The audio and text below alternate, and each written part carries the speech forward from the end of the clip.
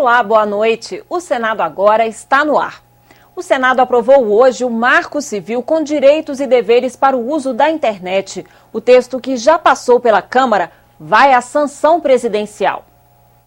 O governo tinha pressa. No mesmo dia, conseguiu aprovar o Marco Civil da internet em 2 comissões e enviar o projeto ao plenário. A urgência era para apresentar a nova lei no evento NET Mundial, que começa nesta quarta-feira em São Paulo. É muito importante, sim, não para a presidenta Dilma, mas é importante para cada cidadão e para cada cidadã brasileiro que o Brasil chegue amanhã e mostre: nós temos o Marco Civil da internet. Nós temos medidas importantes que vêm sendo adotadas pelo governo. O Marco Civil tem também o apoio de 350 mil usuários da internet. Assinaturas reunidas pela Comunidade de Mobilização Online, AVAS, e entregues aos senadores governistas. Foi um projeto muito debatido na Câmara, ficou um período longo lá, foi debatido com a sociedade civil. É um projeto que nós conseguimos construir de forma harmônica e penso que ele avança muito. Mas a oposição queria mais tempo para discutir e modificar a proposta. Alguns pontos vulneráveis, como por exemplo a questão que diz respeito ao armazenamento de dados, né, que pode ensejar determinados abusos. Em busca de acordo, o governo sugeriu uma medida provisória. Estamos dispostos a construir um entendimento, a construir uma emenda sobre o tema, regulamentando qualquer lacuna que tenha ficado dúvida numa próxima medida provisória em que nós, senadores, emendaríamos. Não vou delegar a minha atribuição legislativa à presidente da República. Eu vou aprovar de qualquer jeito e a senhora baixa uma medida provisória. Não vou fazer isso. A oposição tentou adiar a votação. Eu quero um mês, só um mês, para encontrar as soluções para os problemas pontuais e entregar, assim, ao povo do Brasil um marco civil da internet, aí sim, muito próximo do perfeito e acabado. Mas não conseguiu e acabou votando a favor do projeto, junto com a maioria governista. A proposta do Marco Civil da internet tem 3 pilares: liberdade de expressão, privacidade do usuário e neutralidade da rede. O repórter Tiago Tiburcio explica.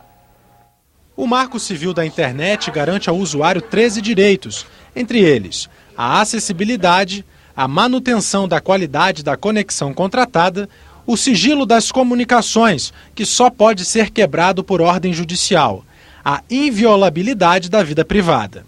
O texto também traz deveres aos provedores de conexão, que ficam obrigados a tratar os pacotes de dados da mesma forma, a chamada neutralidade da rede. O princípio evita a cobrança diferenciada por tipo de dado acessado. Sem a neutralidade, a internet vira uma espécie de uma TV a cabo, em que você vai ter pacote premium, pacote básico e pacote simples. O Marco Civil também obriga os serviços de aplicações na internet, como sites e redes sociais, a guardarem por 6 meses dados de acesso dos usuários, como a data e a hora. Os sites também terão que tirar do ar imediatamente conteúdos de nudez após uma pessoa que aparece nas cenas solicitar. Em todos os outros casos será necessária ordem judicial. Além disso, o provedor não será responsabilizado por conteúdos gerados por usuários. Além disso, o provedor só poderá fornecer a terceiros dados dos usuários se eles autorizarem expressamente. Nós estamos proibindo que a navegação dos internautas seja gravada, analisada e vendida para marketing dirigido sem que sequer o usuário saiba. O Brasil vai ganhar um museu sobre a escravidão e a cultura afro. O anúncio foi feito pela ministra Marta Suplicy. A titular do Ministério da Cultura veio ao Senado prestar contas aos parlamentares.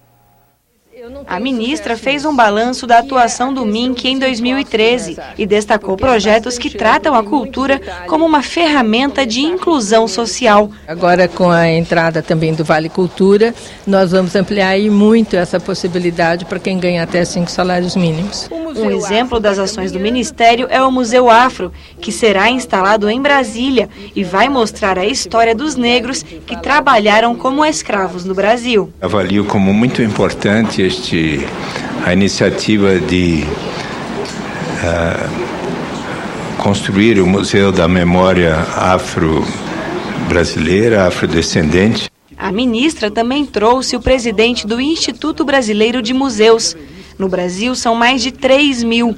Para Ângelo Osvaldo, o decreto que obriga proprietários de obras de arte consideradas de interesse público a informarem a localização das peças é importante.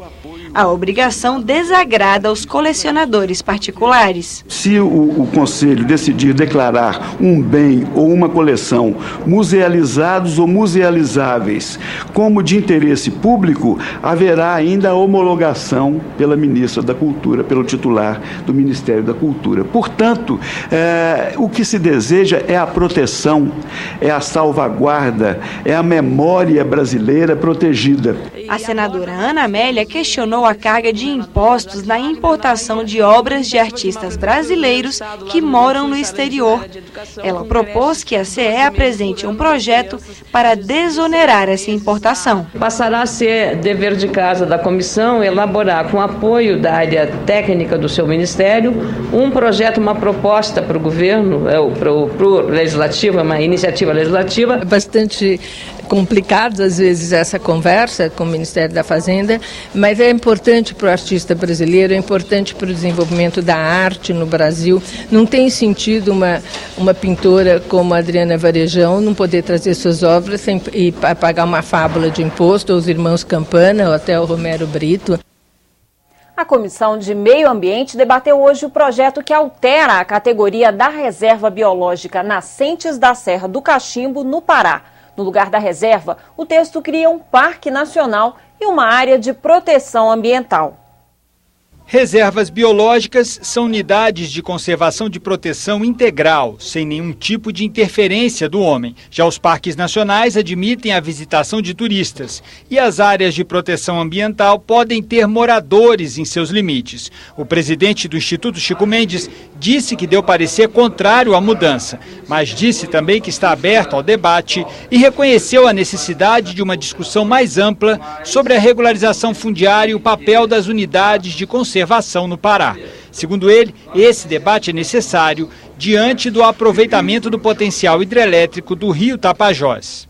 Que só tem um lugar que pode mudar a criação de qualquer unidade de conservação. E esse lugar é exatamente o Congresso Nacional. Mas a discussão coloca em campos opostos os defensores de estratégias de conservação mais radicais e aqueles que acreditam na exploração sustentável da floresta. Se tivesse a tendência de enfraquecer as unidades de conservação, que foi um dos pilares do combate ao desmatamento, essas situações de seca e de outros extremos vão ficar mais frequentes. Se é por conta da falta de chuva em São Paulo que vai ser retirada a população da Rebio, isso vai ser um engano muito grande.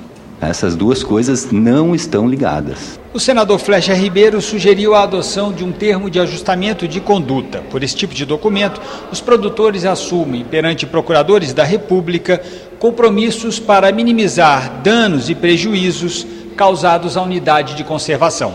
Com o termo de ajuste de conduta, com a participação do Ministério Público, vai ser possível, lógico, dentro daquilo que ficar acertado, que essas atividades produtivas sejam proporcionadas e enquanto se discute as dimensões ou a revisão, como é o caso, dessas áreas que foram impostas pelo governo federal, como áreas de conservação. Você terá outras notícias a qualquer momento em nossa programação. E nesta quarta-feira, às 8h15 da manhã, no Senado em Dia. Boa noite.